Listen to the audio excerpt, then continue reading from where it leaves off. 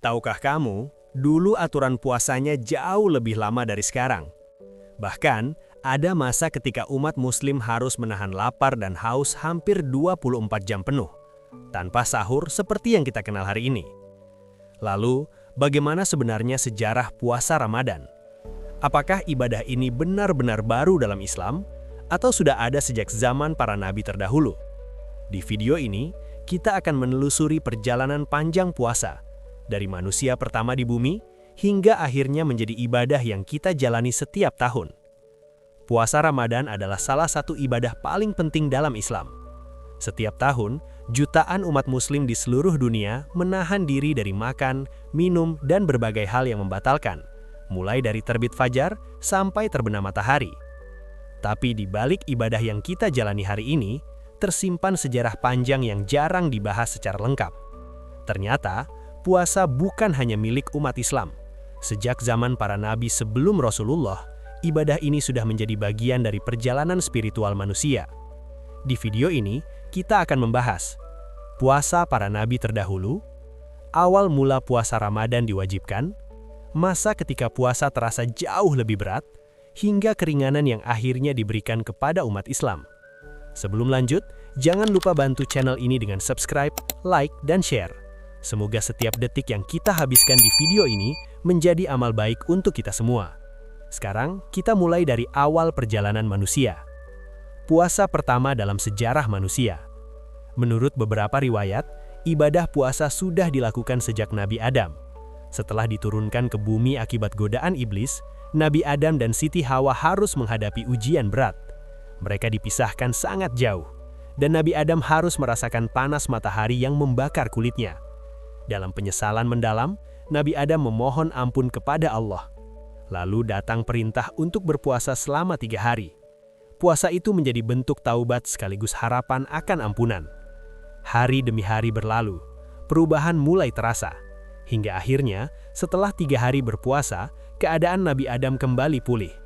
Tak lama kemudian, ia dipertemukan kembali dengan Siti Hawa di Jabal Rahmah, sebuah pertemuan yang penuh makna dalam sejarah manusia.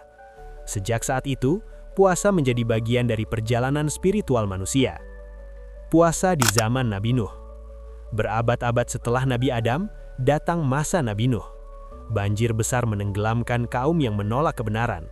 Hanya Nabi Nuh dan pengikutnya yang selamat di atas bahtera. Selama berbulan-bulan mereka terombang-ambing di lautan tanpa tahu kapan akan berakhir. Hingga akhirnya, bahtera berhenti di Gunung Judi. Sebagai ungkapan syukur atas keselamatan itu, Nabi Nuh mengajak kaumnya untuk berpuasa. Puasa menjadi simbol rasa syukur bahwa keselamatan datang dari Allah semata. Puasa Nabi Daud yang unik. Berbeda lagi dengan Nabi Daud. Beliau menjalankan puasa selang-seling, sehari berpuasa, sehari berbuka. Pola ini dikenal sebagai puasa Daud dan hingga hari ini masih dianjurkan sebagai salah satu puasa sunnah terbaik. Puasa ini menggambarkan keseimbangan antara ibadah dan kekuatan fisik, antara pengendalian diri dan keberlanjutan hidup. Puasa Nabi Musa dan Hari Asyura. Kisah lain datang dari Nabi Musa. Saat dikejar Fir'aun, Bani Israel terjebak di tepi Laut Merah. Di depan lautan, di belakang pasukan musuh. Namun dengan izin Allah, laut terbelah. Mereka selamat. Fir'aun tenggelam. Sebagai rasa syukur, Nabi Musa memerintahkan kaumnya berpuasa pada hari itu. Hari tersebut kemudian dikenal sebagai Asyura. Kebiasaan puasa sebelum Ramadan diwajibkan. Sebelum puasa Ramadan diwajibkan, Rasulullah sudah terbiasa berpuasa 3 hari setiap bulan. Namun saat itu, puasa belum menjadi kewajiban bagi seluruh umat. Setelah hijrah ke Madinah, beliau melihat kaum Yahudi berpuasa pada hari Asyura. Ketika mengetahui alasannya, sebagai peringatan keselamatan Nabi Musa, Rasulullah pun menganjurkan umat Islam berpuasa di hari tersebut. Namun semua berubah ketika turun perintah besar. Turunnya kewajiban puasa Ramadan. Setahun setelah hijrah, turun wahyu yang mewajibkan puasa di bulan Ramadan. Inilah titik penting dalam sejarah Islam.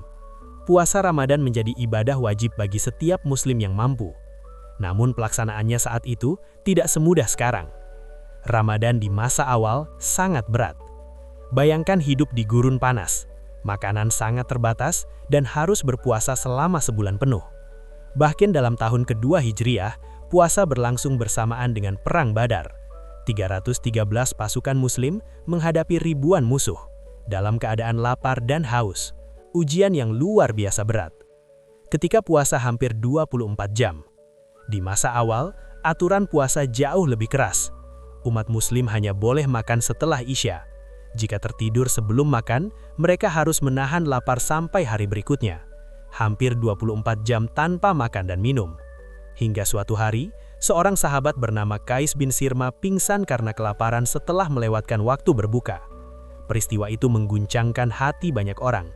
Lalu turun ayat yang mengubah aturan puasa. Makan dan minum diperbolehkan sejak maghrib hingga fajar. Dari sinilah lahir bentuk puasa Ramadan yang kita kenal hari ini. Keringanan bagi musafir dan orang sakit. Islam tidak menginginkan kesulitan.